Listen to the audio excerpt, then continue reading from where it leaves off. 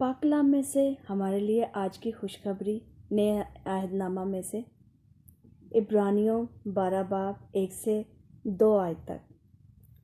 پس جبکہ گواہوں کا ایسا بڑا بادل ہمیں گھیرے ہوئے ہے، تو آؤ ہم بھی ہر ایک بوجھ اور اس گناہ کو جو ہمیں آسانی سے الجھا لیتا ہے دور کر کے اس دوڑ میں صبر سے دوڑیں جو ہمیں درپیش ہے، اور ایمان کے بانی اور کامل کرنے والے یسوع کو تکتے رہیں، جس نے اس خوشی کے لیے جو اس کی نظروں کے سامنے تھی شرمندگی کی پرواہ نہ کر کے صلیب کا دکھ سہا اور خدا کے تخت کی دہنی طرف جا بیٹھا۔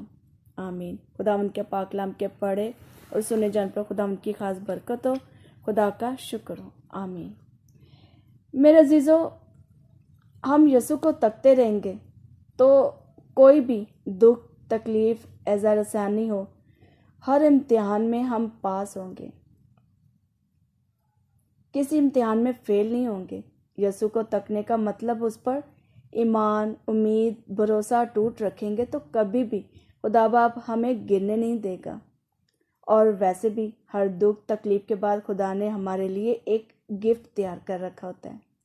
ہمارا فوکس دکھ، تکلیف، تنگی دستی والی زندگی پر نہیں، بلکہ دکھ، تکلیف کے بعد جو گفٹ خدا نے ہمیں سونپنا ہوتا ہے اس پر فوکس ہونا چاہیے۔ پھر کبھی بھی دکھ، تکلیف سدا نہیں ہمارے پاس رہے گا، تو خدا باپ جلدی ہمارے صبر، ایمان، امید، بھروسہ رکھنے کا اجر یا پھر سیدھے معنوں میں رزلٹ اناؤنس کر دے گا، اور آپ کی سچائی، ایمان کا پھل ہمیشہ میٹھا ہی نکلے گا۔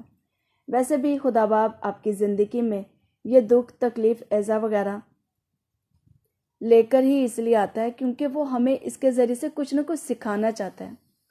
اس لیے ہر دکھ سے کچھ نہ کچھ سیکھ لیا کریں میرے عزیزوں، کہ اس کے ذریعے سے خدا ہم سے کیا کہنا چاہتا تھا، کیا سمجھانا چاہتا تھا، کیا کرنا چاہتا تھا۔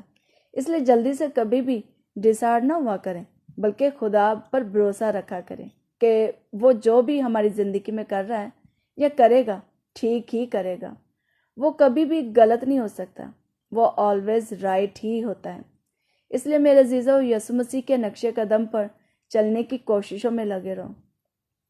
محبت، انسانیت، ایمان اور احساس کو اپنے اندر سے کبھی بھی مرنے نہ دینا۔ جیسے ایمان ہی سے حابل نے قائن سے افضل قربانی خدا کے لیے گزرانی، اور اسی کے سبب سے اس کے راست باز ہونے کی گواہی دی گئی۔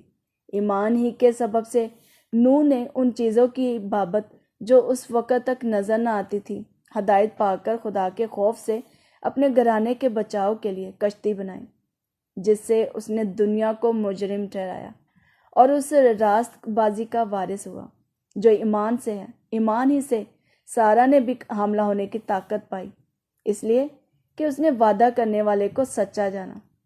پھر ایمان ہی سے راہب فاشا نافرمانوں کے ساتھ ہلاک نہ ہوئی، کیونکہ اس نے جاسوسوں کو امن سے رکھا تھا۔ اور بھی بہت سے نبیوں کے حوال مقدس کلام میں بیان کیے گئے جنہوں نے راست بازی کے کام کیے ایمان ہی کے سبب سے، اور وعدہ کی ہوئی چیزوں کو حاصل کیا۔ بغیر ایمان کے خدا باپ کو پسند آنا ناممکن ہے میرے عزیزو۔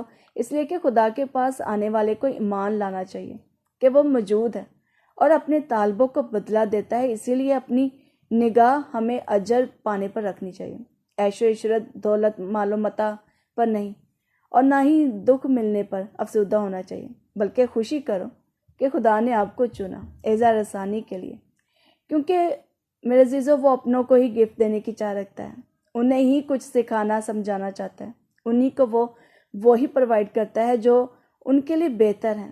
اس لیے اپنے ایمان کو کبھی بھی دکھ، تنگی دستی، پریشانی، ایذا رسانی وغیرہ میں ڈولنے نہ دیں میرے عزیزو۔ خدا باپ پر بھروسہ رکھیں اور راست بازی کی راہ پر چلتے رہیں، تو یقیناً خدا آپ کو بہترین گفٹ سے نوازے گا اور وہ سب کچھ اچھا ہی کرے گا، یقین رکھیں۔